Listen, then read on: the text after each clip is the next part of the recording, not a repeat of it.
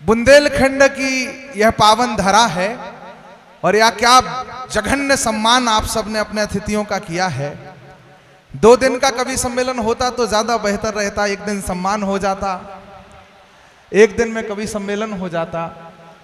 लेकिन मऊरानीपुर इतिहास रचने वाली धरा है, भगवान लठाटोर की धरा है, तो जो भी आप करते हो वो लठाटोर ही करते हो।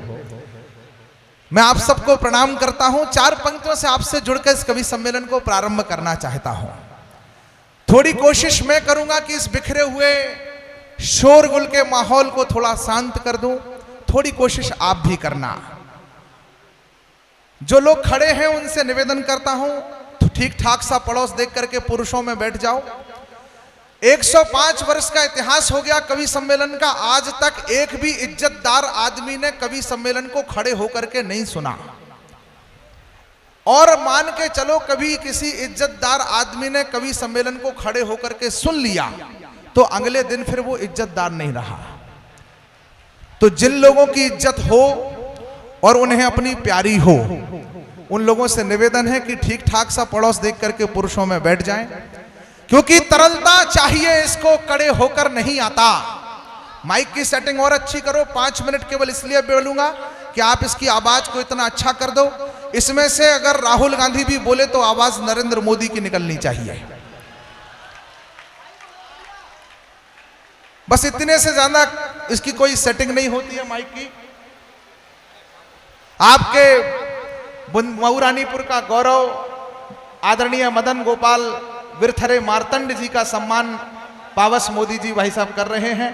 एक बार आप भी जोरदार तालियां बजा करके उनका सम्मान कर दीजिए। वो आज के कार्यक्रम की अघोषित और घोषित दोनों प्रकार के अध्यक्ष हैं और वो हमारे बीच में मंचासीन हैं। कवियों का एक परिचय मैं आप लोगों के बीच में कराना चाहता हूं। पहले 4 पंक्तियां आपसे निवेदन करना चाहता हूं कि तरलता चाहिए, इसको कड़े होकर नहीं आता। लघुता में समाया है, बड़े होकर नहीं आता। ये महफिल है फकीरों की, कहीं पर बैठना होगा। कभी आनंद कविता का खड़े होकर नहीं आता। वो कविता थी जिसने गौरी को शब्दवाण से मारा था। वो कविता थी जिसके स्वर में दिनकर जी ने हुंकारा था। वो कविता है जो मानस बनकर घर घर गाई जाती है। रितेश भाई, आप सब रात भर ऐसे ही खड़े रहोगे क्या? तुम भी बैठ जाओ, कहीं तुम्हारी भी तो है। बैठ जाओ, अनावश्यक कोई मत खड़े रहो, क्योंकि आपके आने जाने से सिलसिला टूट जाएगा। वो कविता थी जिसने गौरी को शब्द बाण से मारा था। वो कविता थी जिसके स्वर में दिनकर जी ने हुंकारा था। वो कविता है जो मानस बनकर घर घर गाई जाती है। वो कविता है जिसके स्वरों में आरती सजाई जाती है।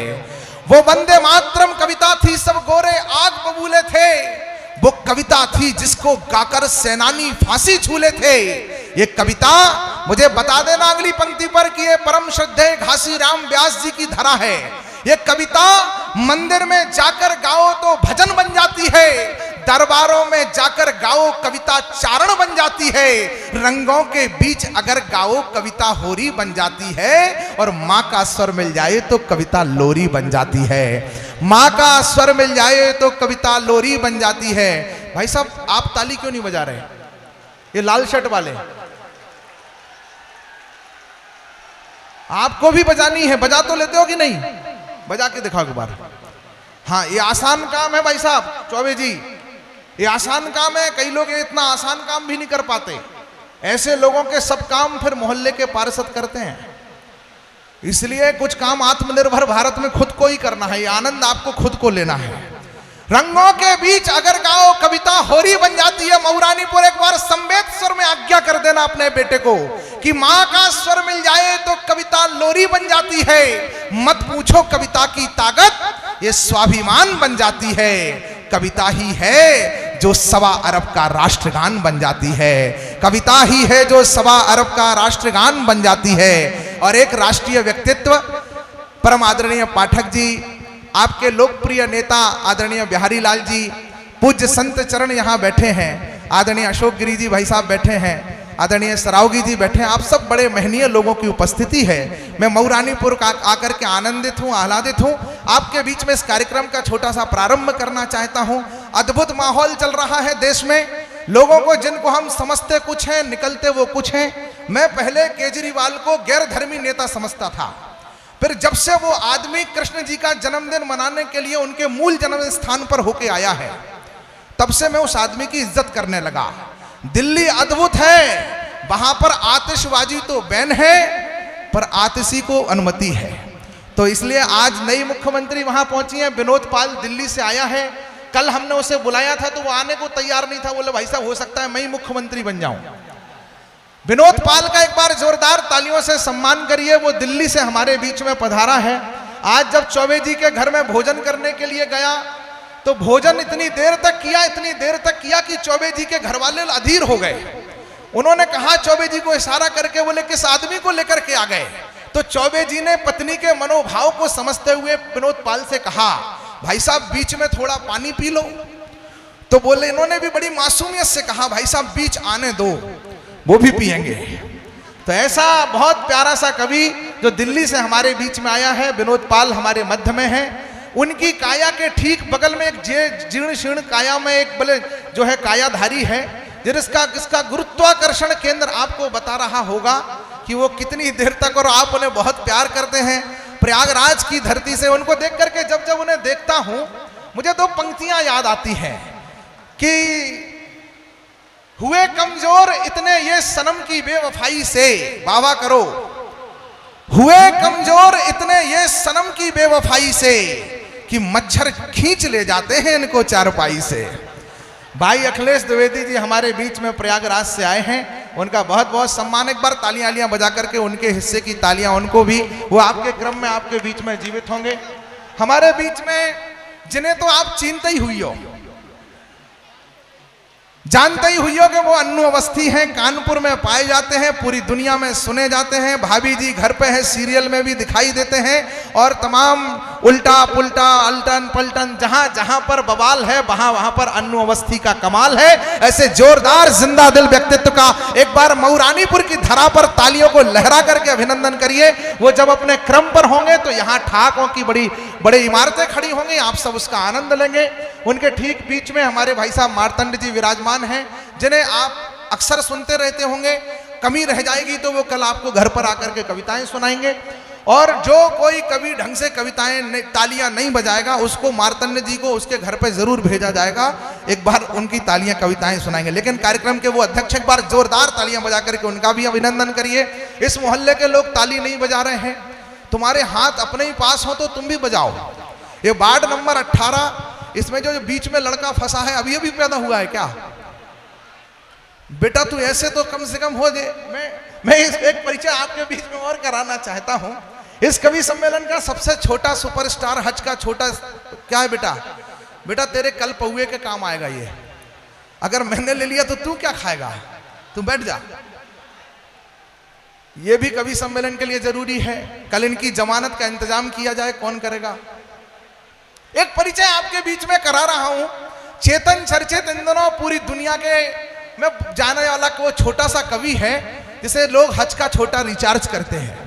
पूरी दुनिया इन्हें इनके कद और कलेवर के लिए जानती है, लेकिन मैं कारण जानता हूं कि इस आदमी का कद इतना ही क्यों है। इनका जन्म राजगढ़ जिला पचोर में हुआ, मध्य प्रदेश में। भाई साहब सरावगी जी, इस कवि का खड़े हो जाओ एक बार चेतन। इसका जन्म राजगढ़ जिला मध्य प्रदेश में हुआ सन 2002 में। उस समय वहां कांग्रेस की सरकार थी, बिजली खूब आती थी, 50 बार आती थी दिन में, और 50 बार जाती भी थी। जिस समय यह पैदा हो रहा था उसी समय थोड़ा सा ही पैदा हुआ था कि बिजली चली गई। इसलिए जितना पैदा हो पाया उतना मऊरानीपुर में बुलाया गया है। एक बार जोरदार तालियां बजा करके उस कांग्रेस का शासन काल के एक कवि को आप कौन बुलाइए जो हमारे बीच में चेतन चर्चित है। आज पूरी माला को पिरोने का काम उसने किया है। प्रिय भाई राम भदावर इन दोनों पूरी दुनिया में जाने जाते हैं, खूब सुने जाते हैं। मंगलवार के दिन शनिवार के वेशभूषा में अगर कोई प्यारा सा कवि आया है तो उसका नाम है राम भदावर, और मैं उससे अक्सर कहता हूं कि राम भदावर कुछ काम करा कर। लेकिन वो इन दिनों इतना काम कर रहा है कि पूरे देश में सनातन धर्म की एक आवाज बन करके राम भदावर को दुनिया जान रही है। पूरा सदन एक बार राष्ट्रभक्त धरा, आप जबकि धर्म भक्त धरा। एक बार जोरदार स्वागत करे भाई राम भदावर का।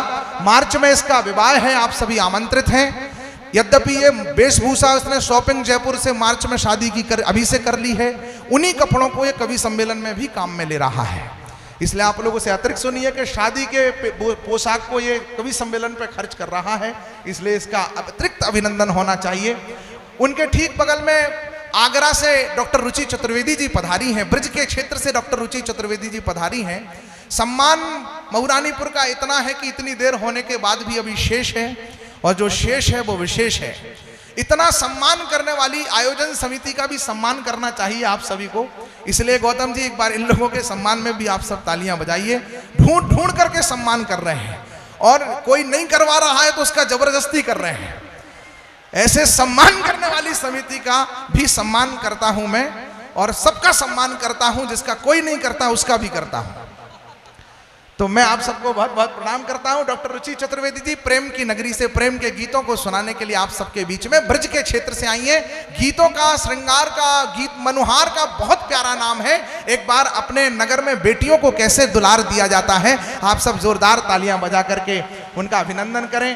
दिलवालों के शहर से, गुलाबी परिधान में दिलवालों के शहर से कोई कवित्री अगर आपके बीच में आई है और वो पद्मिनी शर्मा है, तो बिना मेरे कहे ही आपकी तालियां उनके स्वागत में, उनके अभिनंदन में। उनको एक बड़ा वरदान मां सरस्वती से मिला हुआ है।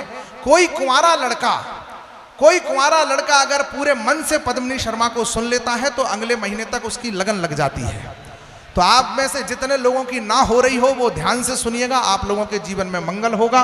उनके ठीक बगल में तीसरी देवी आदरणीय समीक्षा सिंह जी कासगंज उत्तर प्रदेश से हमारे बीच में पधारी हैं। आप भी जोरदार तालियां बजा करके आदरणीय ओज का, तेज का एक बड़ा प्रखर नाम है, मुखर नाम है आदरणीय समीक्षा जी, वो हमारे मध्य में, उनका भी जोरदार तालियों से सम्मान करिए। आदरणीय दीदी हमारे मध्य में विराजमान हैं, और आपके पास अगर हाथों में थोड़ी शक्ति और आंखों में थोड़ी सी दया मेरे लिए भी बची हो तो मैं आज की रात आपका वैधानिक व्यक्ति हूं, आपका आदमी हूं।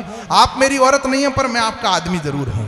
इसलिए आप सब जोरदार तालियां बजा करके मुझे अनुमति दीजिए। मैं इस कवि सम्मेलन का प्रारंभ करना चाहता हूं। एक कवि का परिचय